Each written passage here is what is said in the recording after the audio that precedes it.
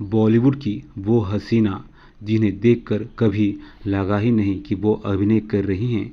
अपने किरदारों में खो जाना उनकी सबसे बड़ी खासियत थी। सिर्फ 31 साल की उम्र में इतना कुछ हासिल कर लिया था जो कई एक्टर्स पूरी उम्र जीने के बावजूद हासिल नहीं कर पाते। बड़ी बड़ी आंखों, सांवले सलोना यौवन, ये कोई और नहीं बल्कि स्मिता पाटिल थीं, जो अब इस दुनिया में तो नहीं हैं। स्मिता पाटिल की मौत के बाद इतना वक्त बीत जाने के बाद कोई स्मिता को आज भी कहाँ भूल पाया है। अपने सशक्त अभिनय से मिसाल कायम करने वाले इस स्मिता पाटिल का जन्म 17 अक्टूबर 1956 को पुणे में एक मराठी राजनीतिज्ञ परिवार में हुआ। उनके पिता शिवाजीराव पाटिल महाराष्ट्र सरकार में मंत्री और मां विद्याताई पाटिल सामाजिक कार्यकर्ता थीं। स्मिता का नाम रखे जाने के पीछे भी एक दिलचस्प कहानी है। जन्म के समय उनके चेहरे पर स्मिता यानी कि मुस्कान देखकर मां ने उनका नाम स्मिता रख दिया। यही मुस्कान आगे चलकर भी उनके व्यक्तित्व का सबसे आकर्षक पहलू बनी। जिस बेटी की मुस्कान को देखकर मां कायल हो गई थी, उसी मां ने अपनी ही बेटी को होम ब्रेकर तक कह डाला था। स्मिता अपनी प्रोफेशनल लाइफ के साथ साथ पर्सनल लाइफ को लेकर भी काफ़ी चर्चा में रही थी। उन्होंने एक्टर राज बब्बर से शादी की थी। बड़ी बड़ी आंखें, नूरानी चेहरा और गजब की गंभीरता वाली एक्ट्रेस की फिल्में आज भी दर्शकों को बांधने में कामयाब रहती हैं। पर्दे पर उनकी फिल्म चल रही हो तो देखने वाले बराबर हर सीन, हर हाव भाव को बस निहारते रह जाते हैं। एक्टिंग की दुनिया में कमाल करने वाले स्मिता पाटिल पहले न्यूज़ एंकर थीं। खास बात यह है कि सड़क पर गिरी उनकी तस्वीरें दूरदर्शन के निर्देशक को पसंद आ गई थी। स्मिता पाटिल की जीवनी मैथिल राव ने स्मिता पाटिल ऑब्रीफ इन कैनेडिस नाम से लिखी है, जिसमें उन्होंने स्मिता पाटिल के दूरदर्शन को लेकर मज़ेदार किस्सा सुनाया था। मैथिल राव ने स्मिता के जीवनी में बताया था, स्मिता की एक दोस्त ज्योत्सना किरपेकर बम्बई दूरदर्शन पर समाचार पढ़ा करती थीं और उनके पति का नाम दीपक किरपेकर था, जो पेशे से फोटोग्राफर थे और प्रोफेशन के दौरान वो अक्सर स्मिता की तस्वीरें खींचा करते थे।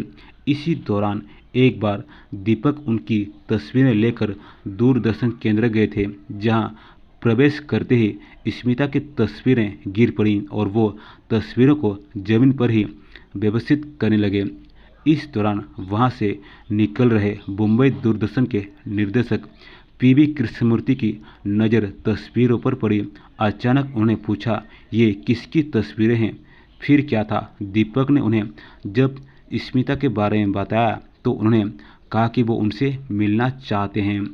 हालांकि स्मिता इस काम के लिए तैयार नहीं थी और वो काफ़ी मनोबल के बाद दूरदर्शन केंद्र जाने के लिए तैयार हुई।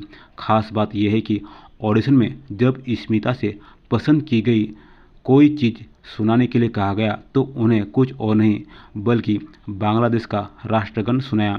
निर्देशक को उनकी आवाज़ इतनी पसंद आई कि उन्होंने तत्काल न्यूज़ एंकर के लिए उन्हें चुन लिया। इसके बाद स्मिता मुंबई दूरदर्शन में मराठी में समाचार पढ़ने लगी थीं।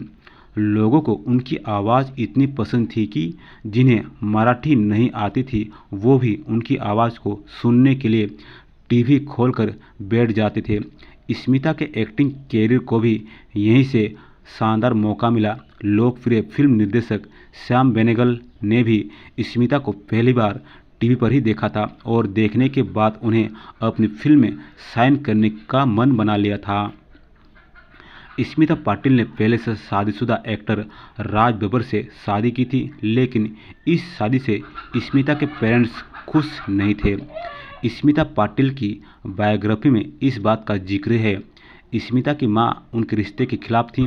उनकी मां ने स्मिता से कहा था कि वो कैसे होम ब्रेकर बन सकती हैं, जबकि वो फेमिनिस्ट थी और महिलाओं के अधिकार के लिए लड़ती थीं।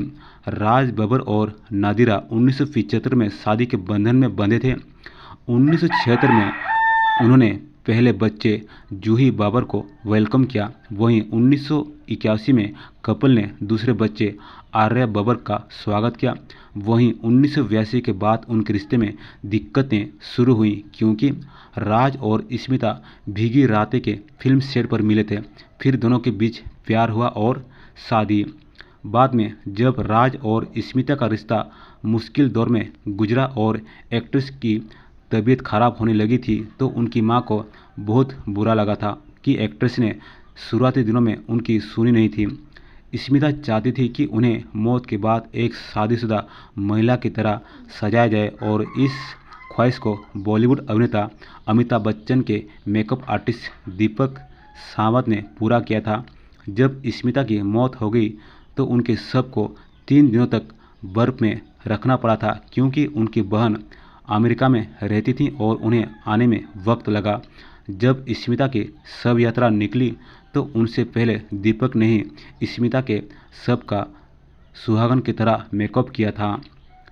स्मिता के निधन बेटे प्रतीक बब्बर को जन्म देने के 2 सप्ताह बाद हुआ। वहीं उनकी मौत के बाद कई सवाल खड़े हुए। भारत के सबसे बड़े फिल्म निर्देशकों में से एक मृणाल सेन का कथित तौर पर कहना है कि स्मिता पाटिल का निधन इलाज में लापरवाही के कारण हुआ। उनका आकस्मिक निधन आज भी एक रहस्य बना हुआ है।